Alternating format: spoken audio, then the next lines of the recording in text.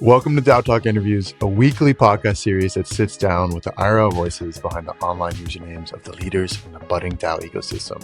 Each week, we'll dive deep with an individual or individuals on what they're working on, what brought them into the DAO space, and so much more. Hosted by me, Tommy, and sometimes my friends, Frisian, Cool Horse Girl, Caden, and Ellie. Each episode is brought to you and powered by Tally.xyz, the home of DAO Governance. So sit back, relax, and enjoy this episode of DAO Talk Interviews. All right, ladies and gentlemen, welcome back to DAO Talk Interviews. This week, we're joined by Toma from Obol. Toma, how are you? Good. Happy to be here. Awesome. It's good to have you on. So we've been doing all these DAO Talk interviews lately. Usually, we used to do them a ton weekly, but now we're just doing them to highlight launches coming up on Tally. So tell us a little bit about who you are, how you got started with Obol, and then we'll dive a little bit into what Obol is and what's going on with Tally. Cool. Yeah, absolutely. So, Toma Romance, I've been in crypto for about 4 years now. I really started digging deeper in the midst of COVID. I was bored. Everyone was sent home. Ended up scrolling Twitter again. And I was like, oh, I forgot about this crypto thing. It's actually pretty real.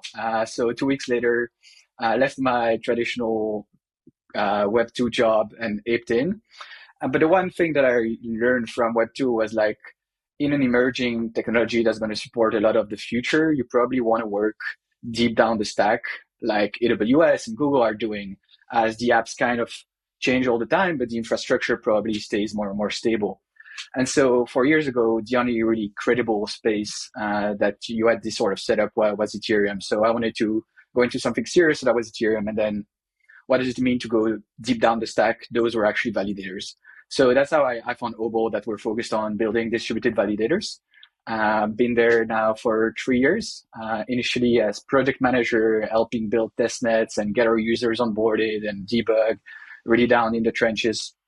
Then did a lot of operations and finance for that team.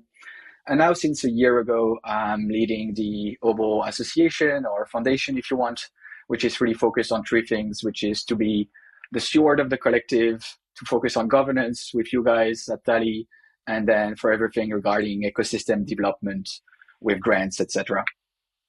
Awesome. You're like one of the first interviews I've had where we've had similar stories where like that's about the same time I got into it, quit my real job. Or we've talked about it on the pod before, but it's good to have like a fellow like every time we talk to someone, usually like 2013, 2014, crypto Yeah, OG. yeah.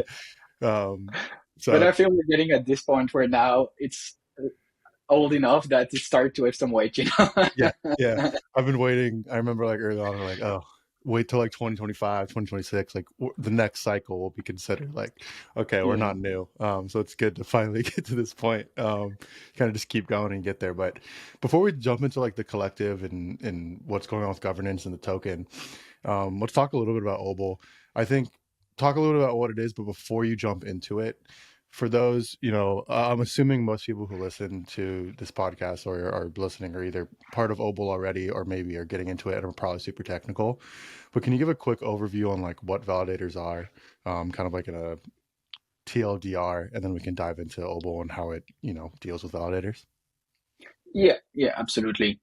So the way I think about validators is to categorize them in one of the three buckets that define a proof of stake blockchain like Ethereum. So the first piece is, let's say, the execution layer. And we've seen a lot of scaling there with all the your rollups, Optimism, Arbitrum, Starknet, etc.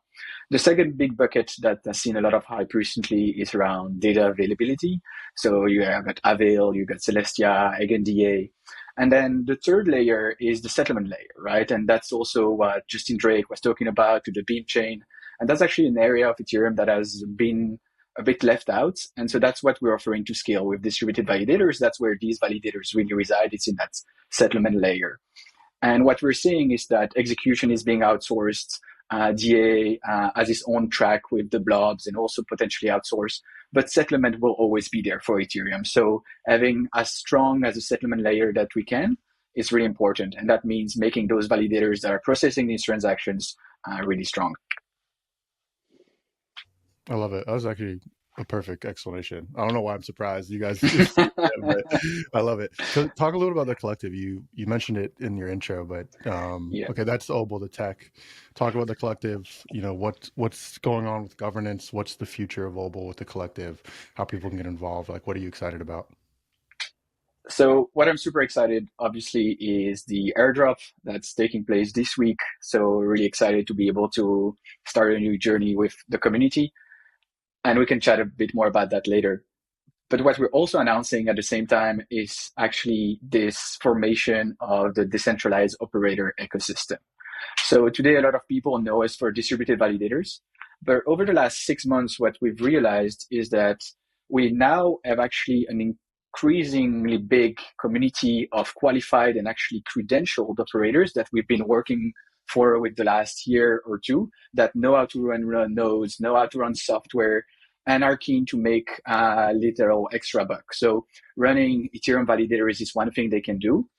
But when we were thinking about this group, we realized actually they're the OG Deepin network. Everyone is talking about like Deepin these days, but we actually have these people running homes, running nodes at home, etc. They're the OG Deepin network. And so what we'd love to offer these people that know are actually good at running infrastructure, what if you could run actually something else besides your Obol DV? It could be, I don't know, an AI web scraping like Grass or like a DAO node from Big Tensor. So besides just running DVs, which was the first application, we're now excited to actually bring all these operators into this bigger, like decentralized operator ecosystem journey and transform towards this Deepin vision. Now, DVs will still be a very important application, right? It's our first application of that network.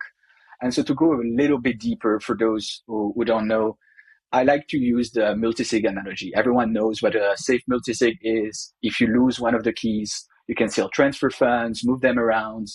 Think of the same thing, but for your validator keys that has access to that 32 ETH per validator on Ethereum. You split the key and you split the operations. So instead of having one machine that you rely on, you have now four machines. And if three out of them are performing well, you keep getting your rewards. So that means if one of the nodes goes down because it's in a fire, like we've seen now with the data centers near Los Angeles, or if one of the clients has a bug, or if it's in a geo that suddenly decides to ban, like a cloud provider, anything like that, or if you just lose the key, the validator keeps running, it's secure, it's safe, it keeps having good uptime, and that means you get more reward as well. And so that's why we've seen protocols like EtherFi and Lido actually on board on distributed validators. Not only that they get that performance, that safety that's required from the people that are staking with them, but also they get the optionality to bring these operators that I'm talking about that we have within our network at a very low risk because they don't need to trust any single party anymore with the full validator key. They can just put it on a cluster, and if 3/4 are going to be, or 2/3 actually technically, are honest, then they don't need to trust a single counterparty. And with the advent of staking ETF coming up, I think this is just going to be a trend that's going to continue. I don't think any of these big issuers are going to trust a single operator to run like billions of stake for them. They'd much rather have like a consortium that where no one has like the full power of over the keys. And I also think the regulators are going to like that. Yeah, I agree. I think that's like a pretty obvious next step, and I'm surprised it's relatively new, but that's pretty awesome to see that. Well, in fairness, it's been on Vitalik's roadmap for 4 years now. Right. We didn't really invent anything, just picked up the roadmap. It's there for everyone to build, you know? That's what I mean. Like, you know, I think that's a great point. Like, let's just look at Vitalik's roadmap and start building the stuff that hasn't been built yet. It's probably the right idea. If it's coming from Vitalik. But I love that. Yeah. So let's dive a little bit into the collective. So we talked about the tech. Let's talk a little bit about the collective, what you're excited about there, and what's going on with that, and governance, and how people can get involved. Yeah, absolutely. So I'd say our token being distributed in the hands of our community, where those were like capital providers that were earning contributions, operators that earned all sort of like credentials and badges that show how good actually they are in terms of running machines. And then we're also excited to airdrop solo stakers and rocket pool node operators, hopefully to onboard them in our journey as well. So that was like the very first step to decentralize the collective, which is the goal. Ultimately, the association won't exist hopefully in a few years. So that's the first step. And even if these tokens are locked initially, there is actually a number of things people can do with them. And so that's what we'd like to do the next few months around. And that very first thing is going to be our first retroactive fund. So Optimism pioneered this model of retroactive funding. I think it started a year ago. Today, I saw they were at their seventh round or something, which is insane. It doesn't get all the attention that it used to do, but I think it's still a great mechanism to fund public goods. So we will run our first round of retroactive funding for Ethereum public goods and distributed validators in February. So that's going to be like the very first thing people can do with their tokens after they delegate on Tally. So that's why we're also excited to have that delegate function already baked in with you guys. And then post that, governance can go into many directions. Hopefully, we work towards like baking more things into token, whether staking, restaking, and unlocking the token as well. But that will be up to a governance vote. So yeah, talk a little about the future there. I think we see a lot about, we still have to convince a lot of people about, why governance is important. You just laid out some great initiatives that are coming down the line. Once, if you're listening to this, you can go claim the airdrop and you're live on Tally and you can start to delegate. Why are you excited about governance in Obol? Like, how is this going to kind of supercharge the community and the collective, and take this thing to the next level? Like if you could describe like one or two things you're super excited about. I mean, obviously you're excited about it, you're implementing it, and this feels like the general next step, the natural next step in the collective, in the Obol community. Why is it important to you guys? Well, I think if we take a step back, governance is will always be there for any system that requires human coordination, right? Nation states have governance, companies, private companies have governance, nonprofit have governance. They all take a bit different forms. But as long as you need human coordination, you need governance. And today, Web3 and open protocols like Obol are just seeing what type of governance can we bring into that new thing that we'd like humans to coordinate around. Now, the problem with most, let's say, legacy governance system is you see the tech hasn't really evolved very well with what it's supposed to govern. Just look at latest elections. Most people are still using pen and paper to vote. There was this whole debate whether people should show voter ID. And I think that's where Web3 governance really has a head start. In some sense, it's still a bit immature because, as it always do, it's just speed running the entire history of everything it does. In this case, there are still things to figure out, but it will end up, I think, in a better shape just because it's native to what it's trying to govern. The governance of tokens, for all it's black, it's actually native to what it's governing. It's part of the same blockchain. It's using the token that it's governing. And I think this will propel governance much further in the future. So I think on-chain governance is very important. It's still very important to tie the governance and the protocol. And one of the visions that I really subscribe to that's being articulated by Dennis and from Tally is making sure that people don't necessarily have to choose between governance and DeFi. And that's really something we'd love to offer our community as well in the long term. You shouldn't have to trade yield for governance. That's not a very good use of capital or of governance power. So longer term, that's also where I hope this governance evolves. Yeah, I mean, you mentioned it. We've been talking about that for, I think, almost 6 or 7 months now, Tally protocol and staking and, not having to choose between the two. Again, it's like the natural next iteration of governance, right? Is, like you said, governance is always going to be there, for any organization that requires input from the community. And yeah, I'm excited about it. I'm excited about Obol coming on, and obviously it's live now if you're listening to this. I think it's an amazing project, and it's been great working with you guys, and I'm excited to see how you guys grow and how Tally can help you guys grow. For people who want to get involved, obviously, if you're listening to this live and you're already a part of the community, go check your airdrop, go check your claim, and when you do that, make sure you delegate to someone in the community, whether it's to yourself or to someone else. Or are you going to be a delegate? Are you able to be a delegate?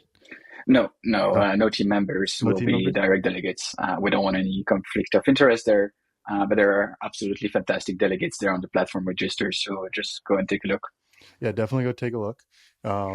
For people who, aren't already involved in the community, but they're listening to this, they see this, and they want to get involved. They hear about Obol's tech and like, oh, that sounds amazing. What's the best way to get involved? They're not part of the airdrop, but they want to get involved. Where would you direct them, and how would you say to get involved? Yeah. So there's probably two groups of people here, and they actually correspond to two groups of people that we've mainly also airdrop, which is either capital providers, people seeking yields on their ETH, or someone involved in running infrastructure or DV. So these are the operators. So for the operators, keep doing what you're doing, switch your infra to distributed validators. It's safe, it's secure, and we will launch more programmatic incentives very soon. So stay tuned for that. And then for the capital provider, I like to think of choosing to stake with providers that have distributed validators baked in, a bit in the same way that when you used to buy a computer like a Dell, let's say 5, 10 years ago, you would choose the one that has like Intel inside because you knew that means that computer would actually perform. And so also I invite stakers to actually choose protocols that are running DVs, because that means their stake will be actually more performance, more rewards, safer. So choose these protocols if it makes sense to you, and you might also get some share of like those programmatic incentives that will roll out soon. I love it. No, I'm hyped up about Obol. This is great. That's why I love interviewing everyone from the project. It gets me, pilled on it, which is awesome. But Toma, thank you so much for joining us. I'm sure we're going to hear more from you on DAO Talk and more. Maybe we'll get the founders on in the future, but I'm really excited about this project. And again, if you're listening to this, Claim is live. Go check it out on tally.xyz. We'll link everything in the show notes. We'll probably link some of, the technical specs and how to get involved of those, those two different groups of people you're talking about. So if you're listening to this on X or on Spotify or Apple Podcasts, wherever you're listening, YouTube, go check out those links, get involved. But yeah, thank you so much for joining. We'll link your Twitter. We'll link Obol's Twitter as well if you want to, reach out directly to Toma. If you have any questions, or you can direct it to us and we'll redirect you to the team. But thank you again so much. I'm excited about it. Absolutely. Just the beginning. Thanks for having me.